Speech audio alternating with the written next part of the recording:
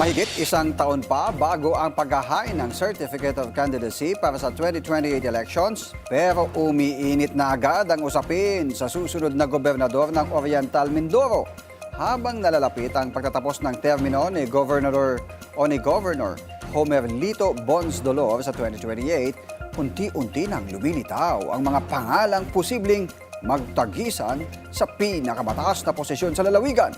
Narito si Ronilo Dago sa kanyang Politico Update.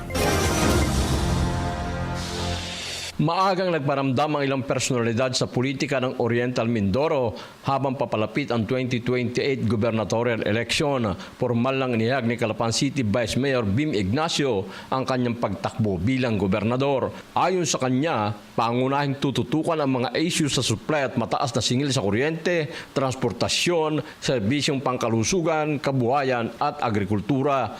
Layunin din niyang palawakin sa buong lalawigan ang mga programang ipinatupad sa Calapan City. Isa rin sa mga pangalang iniuugnay sa gubernatorial race si Oriental Mindoro 2nd District Representative Alfonso P.A. Umali Jr. Sa mga pahayag nito, sinabi niyang ipagpapatuloy ang pagsusulong ng mga programang nakatuon sa kabuhayan, kalusugan, edukasyon, agrikultura at infrastruktura para sa mga Mendoreño. Samantala, sinabi naman ni Paula Mayor Jennifer Ina Alegre Cruz na hindi niya isinasara ang posibilidad na tumakbo sa mas mataas na posisyon.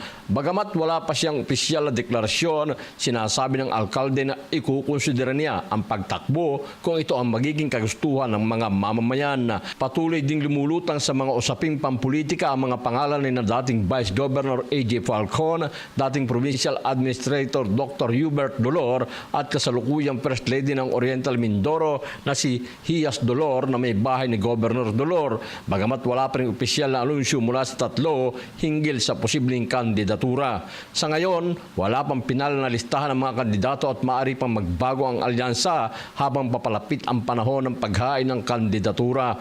Ngunit isang bagay ang malinaw, maaga nang nagsisimula ang karera para sa pamumuno sa Oriental Mindoro at inaasahang mas iinit pa ang politika sa lalawigan sa mga susunod na buwan. Patuloy din na inaabangan ng publiko ang mga opisyal na deklarasyon at magiging plataforma ng mga posibleng kandidato habang papalapit ang 2028 eleksyon. Para sa Politico Nightly, Ronilo Dagos.